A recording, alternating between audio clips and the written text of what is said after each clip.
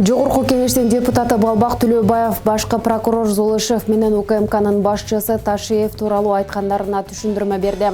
Зулышев менен Камчы Кыдыр Шаевичтен тиреши деп мисалы башкы прокуратура менен УКМКны айткан. Мисалы УКМК бир мыйзам алып келе жатса, башкы прокуратура ага каршылык көрсөтүп жатат. Эми бул нормалдуу процесс. Мен ошону айткам. Аны туура эмес түшүнүп, ал жерден трагедия издебеш керек. Бул эки жетекчинин тиреши эмес, эки органдын тиреши десек болот деген пикирин айтты Төлөбаев. Жогорку кеңешке башкы прокуратурадан Жогорку кеңештин депутаты Адахан Мадымаровду жоопкерчиликке тартуу боюнча сунуш келип түшкөн. Аны тармактык комитет кезексиз жыйында карап, депутаттык комиссия түзүү сунушу кабыл алынган. Бул маселени Жогорку кеңештин депутаты Балбак Төлөбаев сынга алган.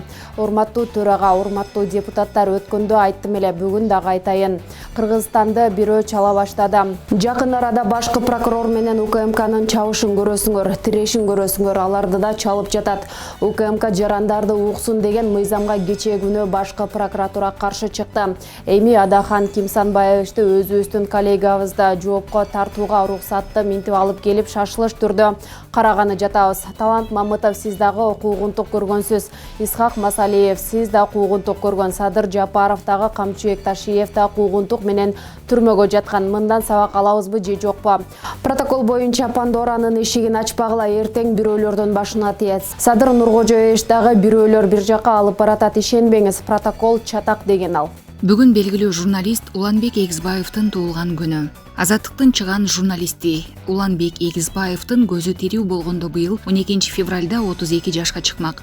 Улан Эгизбаев 1990 жылы Нарын облусунун Кочкор районунун Көкжар айылында туулган. 2013 жылы Кыргыз-Түрк Манас университетинин коммуникация факультетин аяктаган. 2015 жылы Бишкек гуманитардык университетинин саясаттануу багыты боюнча магистратураны аяктаган. 2016 жылы дүйнөлүк интернет Оскар сыйлыгын алган. 2018 жылы публицист жана жазуучу Кален Садыкованын Алтын калем сыйлыгына татыктуу болгон. Азаттык радиосунун Бишкектеги кабарчысы. Ыңгайсыз суроолор телепрограммасы үчүн бир катар иликтөөлөрдү жасап келген. Улан Эгизбаев 2018 жылы 22 июлда Ысык көлдө көз жумган. Ички иштер министрлиги соттук медициналык экспертизанын жыйынтыгына таянып, журналист сууга чөгүп каза болгонун жарыялаган. Статком Кыргызстанда ар бир адамдын колунда канча акчасы бар экенин эсептеди. Кыргызстандын калкынын номиналдык акчалай кирешеси өткөн жылдын январь-сентябрь айларына карата 397 миллиард сомду түздү. Бул 2020 жылдын тийиштүү мезгилине салыштырмалуу 20% көп. Бул туурасында Улуттук статистика комитети билдирди. Аталган сумманын ичинен 66,8% иштеген жеринен эмгек акы катары алган киреши. Ал эми социалдык трансферттер, пенсия, жөлөк пул 14,8, жеке чарбалардан түшкөн киреши 13,7 жана башка акчалай түшүүлөр 4,7% түзөт. Мунун негизинде Статком өлкөдө бир айдын аралыгында ар бир адамдын колунда 6511 сом болорун эсептеп чыккан. Түркмөнстанда 12 мартта мөөнөтүнөн мурда президенттик шайлоо өтөт. Аталган өлкөнүн мамлекет башчысы Гурбангулу Бердимухамедов БШКга кезексиз шайлоону өткөрүүгө даярдык баштоону тапшырды. Кечээ 11 февралда Гурбангулу Бердимухамедов өзү жөнүндө оңой эмес чечим кабыл алганын жарсалган. Ал парламенттин жогорку палатасынын жыйынында сүйлөп жатып, өлкөнү 15 жылдан бери башкарып келе жатканын айткан. 2 жыл мурда пайгамбар жашына келип калганын билдирген. Өнүгүүнүн жаңы баскычында мамлекетти башкаруу жаш жетекчилерге жол берүү керек деген ойду колдойм. Өзүмдүн мол турмуштук жана саясий тажрыйбамды парламенттин жогорку палатасынын төрагасы катары ушул тармакта багыт алууга ниет кылам, деди Түркмөнстандын президенти. Азыркы тапта Гурбангулу Бердимухамедовдун уулу Сердар Бердимухамедов вице-премьер кызматын аркалайт жана 2021 жылдын июль айынан бери финансылык экономикалык комплексти жетектеп келет. Зулышев менен Ташиев эч качан бири-бирине каршы иш жасашпайт, деди бүгүн 12 февралда жарандык активист Шамурза Бөрөкулов. УКМКнын жарандарды тыңшоо мыйзамына башкы прокуратуранын каршы чыкканын айрымдар Ташиев менен Зулышевдин тиреше башталды дегендей кабыл алышууда. Зулушев менен Ташиев бири-бирине каршы чыгышы мүмкүнбү? Зулушев менен Ташиев эч качан бири-бирине каршы иш жасашпайт. Ар бир орган өз пикирин айтканга акылуу жана ар бир орган өз ишине ыңгайлуу ыкманы издейт. Ошол үчүн УКМК тыңшоо боюнча мыйзамды кабыл алдыргысы келсе, прокуратура каршы чыкты. Анткени прокуратура мыйзамдуулукту сакташ керек. Ар бир адамдын жеке сырын сактаганга кепил болуш керек. Саткан адам, ошого уруксат берген адам эч токтосуз жооп бериш керек. Эч токтосуз. Бул жеке эле Мадумаров эмес. Мурун Какаевдин Кытайга саткан жери. Тиги Казакстанга ким сатса ошонун баары жооп бериш керек. Чек ара деген бул оюнчук эмес бул. Энесинин оюнчугу эмес бул. Бул жеринде туура эмеспи, туурабы баары бир жооп бериш керек ким эметсе. Чек ара деген ойноп болбойт бул. Жерди сатып көнүп алышты булар. Аябай катуу эме алыш керек да, жаза алыш керек. Чек арага тийишкен киши. Туп-туура камалыш керек. Ошо адакандын саатынан баткендеги элдер менен касап алып өлүп атат. Үйлөрүн баары талкаланып атат. Туп-туура жооп бериш керек закон боюнча. Анын эми чымбышыгына жетиш керек да. Анын эми камалсын деген туура эмес эле го. Ал деле биздин депутатыбыз канчадан бери жогорку кеңеште жүрөт. Анан мен туура эмес эле го деп ойлойм. Адака Мадумаровдун өзүн алып барсын, ошол жерге эл менен беттештирсин, жанагы документациясын кол койду деген документин кошо алып барсын. Анан тажиктер менен ошол туура эмеспи документ салыштырсын. Пожалуйста, анан кийин эгер камай турган болсо камалсын.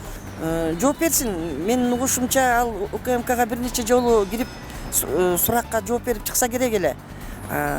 Бирок Союз тарагандан бери атайын документ бар экен. Союз тараган күнү кайсыл мамлекет, кайсы чек арада болсо, ошол боюнча калат деп. Тажиктердин минтип биздин жерибизге көз арткандыгы, анан жанагындай саясатчыларыбыз кандайдыр жолдор менен аларга жең ичинен жерлерди берип атабы, биз аны билбейбиз. Муну такташ керек. Бирок сөзсүз түрдө эле камап, коркутуп, үркүтүү менен эмес. Себеби биз бир эл, бир журтпуз. Биз өзүбүз аз эле калкпыз.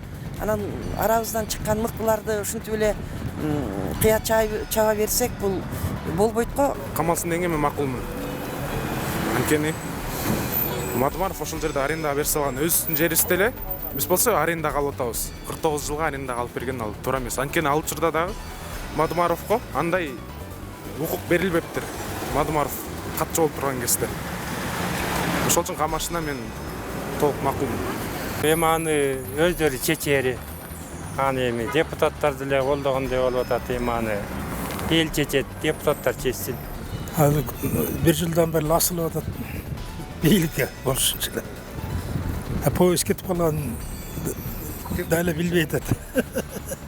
Бир жыл болду поезд кетип калган, дайлы асылады. Кыргыз мушкери энеси ооруп жаткан тажик спортчусуна гонорарынын жарымын берди.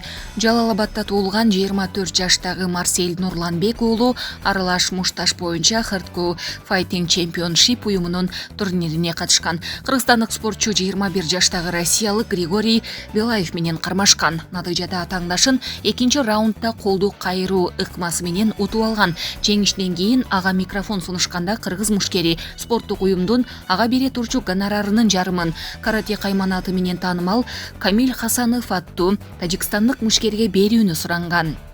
Бул анын ооруп жаткан апасына берген жардамы экенин айткан. Видеодон анын жанында турган уюмдун өкүлдөрү, алып баруучу жана залдагы отурган көрөрмандар бул билдирүүнү кубаттап, ыраазычылык менен кабыл алганын көрүүгө болот.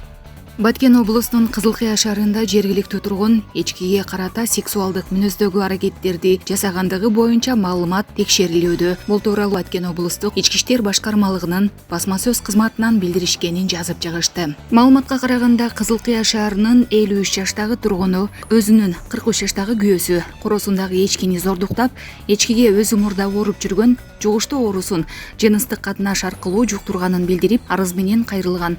Бул арыз Кызылкыя шаарынын Аудандык ички иштер башкармалыгынын маалыматтардын электрондук журналына 2022 жылдын 10 февралында катталып, текшерүү иштери жүргүзүлө баштаган. Азыркы тапта арыздануучунун эчкисине ветеринария кызматы тарабынан текшерүү иштери дайындалды. Ошондой эле бул окуя боюнча тиешелүү адамдар суралып, арыздануучу менен күйөөсүнө тиешелүү экспертизалар дайындалды деп айтылат маалыматта.